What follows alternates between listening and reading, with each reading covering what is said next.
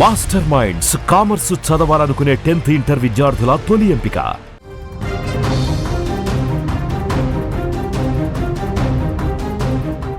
అమ్మ ఈ రెండక్షరాలలో ఎంత ప్రేమ ఉంటుంది.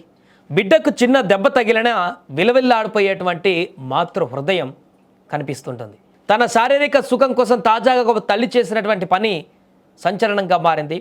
కన్న బిడ్డనే గొంతు నులిమి చంపేసినటువంటి రాక్షసి ఆ ఘటన బయటికి వచ్చింది. మన మనుషుల మధ్య ఉంటున్నామా లేక మృగాల మధ్య అనిపించేటువంటి దారుణమైనటువంటి ఘటన ఇది. గన్నవరం ఎస్టీ కాలనీలో జరిగినటువంటి ఘటన వింటే మీ గుండె తరుక్కుపోతుంది. కడుపున పుట్టిన బిడ్డ కంటే ప్రియుడే ఎక్కువైనటువంటి ఒక తల్లి చేసిన ఆకృత్యానికి నిదర్శనం ఈ ఘటన. గన్నవరానికి చెందిన బల్లాని తరుణ్ కుమార్, ఆశాజ్యోతి 8 ఏళ్ల క్రితము ఎంతో ఇష్టంగా ఒకటయ్యారు. వీరికి ఒక పాప, ఒక బాబు. అందమైన కుటుంబం. కానీ ఆశాజ్యోతి తప్పుడు మార్గం ఆ కుటుంబాన్ని రోడ్డున పడేలా చేసింది. ఖనిజం వంశీ అనేటువంటి వ్యక్తితో మొదలైన పరిచయం వివాహేతర సంబంధానికి దారితీసింది. భర్తను, బాధ్యతలను వదిలేసి విజయవాడలో ప్రియుడితో కలిసి నివాసం ఉండటం మొదలుపెట్టింది. ఇక్కడే ఆ పసి ప్రాణం హర్షిత బలైపోయింది. తన వివాహేతర సంబంధానికి అడ్డు వస్తుందని సొంత తల్లే దారుణానికి పాల్పడింది. ప్రియుడితో కలిసి ఆ చిన్నారిని దారుణంగా హింసించింది. గొంతునులిమి చిత్రహింసలకు గురి చేయడమే కాకుండా ఆ దృశ్యాలని ఆ పాప తండ్రి తరుణ్ కుమార్కి వీడియో కాల్ చేసి చూపిస్తూ రాక్షసానందాన్ని పొందింది ఆ మహిళ. ఇలా చివరికి అన్యం పుణ్యం తెలియని చిన్నారని బలికొంది. ఇక భర్త ఫిర్యాదుతో కేసు నమోదు చేసుకున్న గన్నవరం పోలీసులు భార్యతో పాటు ప్రియుణ్ణి ఇప్పుడు అదుపులోకి తీసుకున్నారు. లోకం ఎటు వెళ్తుందో, నవమాసాలు మోసి కనిపెంచినటువంటి బిడ్డ కంటే తన పరాయి వ్యామోహమే ఎక్కువ అనుకునే స్థాయికి ఒక తల్లి దిగజారిపోయిందంటే మనం ఏ సమాజంలో ఉన్నాం? హర్షిత చేసిన పాపం ఏంటి? కేవలం ఆ రాక్షసి కడుపున పుట్టడమేనా? ఈ ఘటన మనందరికీ ఒక హెచ్చరిక. మానవ సంబంధాల కంటే శారీరక సంబంధాలే, ఆ వాంఛలే మిన్న అనుకునేటువంటి ఇలాంటి వారికి కఠిన శిక్ష పడాలనే ఈ విషయం తెలిసిన వారందరూ కూడా కోరుకుంటున్నారు. ఏదేమైనా ఇలాంటి ఘటనలు అత్యంత బాధాకరంగా కనిపిస్తుంటాయి. కన్న బిడ్డలనే కన్న తల్లిదండ్రులు చంపడం అంటే అసలు అది ఎంత దారుణమైనటువంటి విషయం. మధ్యకాలంలో వరుసగా కొన్ని సంఘటనలు చూస్తున్నాం. ఒకటి, భార్యాభర్తల మధ్య జరిగినటువంటి గొడవల కారణంగా ఇద్దరిట్లో ఎవరో ఒకరు బలవన్మరణానికి పాల్పడేటువంటి ముందు ఆ పిల్లలు కూడా నేను లేకపోతే బతకలేరేమో అనేటువంటి అతి ఆలోచనతోటి వారిని చంపేసి వీరు చనిపోతున్నటువంటి ఈ యొక్క ఘటనలే అత్యంత దారుణంగా తల్లిదండ్రుల యొక్క మానసిక స్థితి ఏ రకంగా మారుతుందో తెలియడానికి కారణమవుతుంటే, ఇప్పుడు ఈ తల్లి చేసినటువంటి ఘటన అయితే ఇంకా దారుణాతి దారుణంగా మారింది.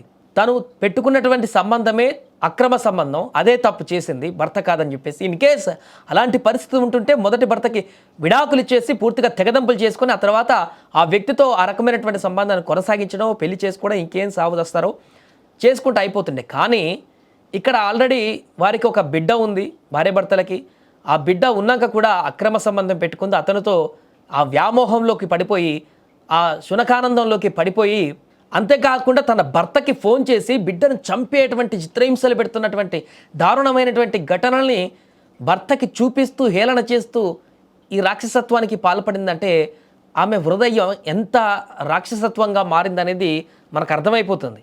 ఇలాంటి వ్యక్తులు రేపొద్దున ఇంకే బిడ్డలని చూసుకోవడానికి కానీ, ఇంకెవరిని కూడా వారిని ప్రేమగా చూసుకోవడానికి కానీ అర్హులైనటువంటి వ్యక్తులు కాదు. ఇప్పుడు అక్రమ సంబంధం పెట్టుకున్నటువంటి ఆ వ్యక్తిని కూడా ఇలాంటి మనస్తత్వం ఉన్నటువంటి తల్లి అతనితో వెళ్ళిన అతన్ని కూడా ఏదో ఒక చంపేటువంటి పరిస్థితి, ఆ వ్యక్తి కూడా ఈమెను ఏదో ఒక రోజు చంపేటువంటి పరిస్థితి ఏర్పడవచ్చు. అంత దారుణమైనటువంటి రిలేషన్షిప్ కనిపిస్తుంది వీళ్ళ మధ్య మనకు. చంపేసి రాక్షసానందం పొంది భర్తకి ఆ వీడియో కాల్ పెట్టి మరి ఆ యొక్క వ్యామోహం కోసం ఇంత దారుణానికి పాల్పడుతున్నారంటే వాళ్ళు ఎంత క్రిమినల్ మైండ్ సెట్లోకి వెళ్ళిపోయారో, ఎంత దారుణమైనటువంటి పరిస్థితుల్లోకి వెళ్ళిపోయారనేది అర్థం పడుతుంది. ఏదైనా ఈ ఘటన ప్రస్తుతానికి అక్కడున్న వారందరినీ కూడా తీవ్ర భయాందోళనకు గురి చేస్తుంది అండ్ దిగ్భ్రాంతికి గురి చేస్తుంది. ఇలాంటి వ్యక్తులని వదలకూడదంటూ కూడా వారు డిమాండ్ చేస్తున్నారు. మా పాపని పలానాడు చంపాడు, గన్నవరంలో ఉంటాడు, కనజం వంశీ అనేవాడు. ఏం జరిగింది అనేది ఏంటనేది తెలియదు. విజయవాడలో జరిగింది ఇది.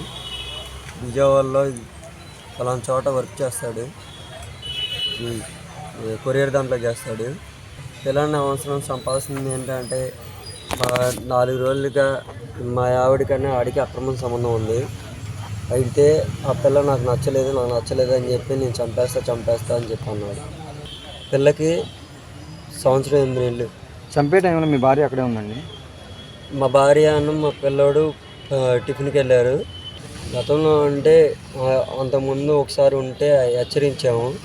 దాన్ని బట్టి హెచ్చరించితే కొన్ని రోజులు బాగానే ఉండింది. తర్వాత మళ్ళీ ఇలా మళ్ళీ ఇద్దరు చాటింగ్ చేసుకొని మళ్ళీ కలిసి ఏమన్నా కేసు పెట్టేవారా మీరు? పెట్టాము, కేసు పెట్టాము. ఎక్కడ పెట్టారు? గన్నవరం పోలీస్ స్టేషన్లో. ఇద్దరు పిల్లలు ఎలా చంపాడు? ఏ విధంగా చంపాడండి పాపను?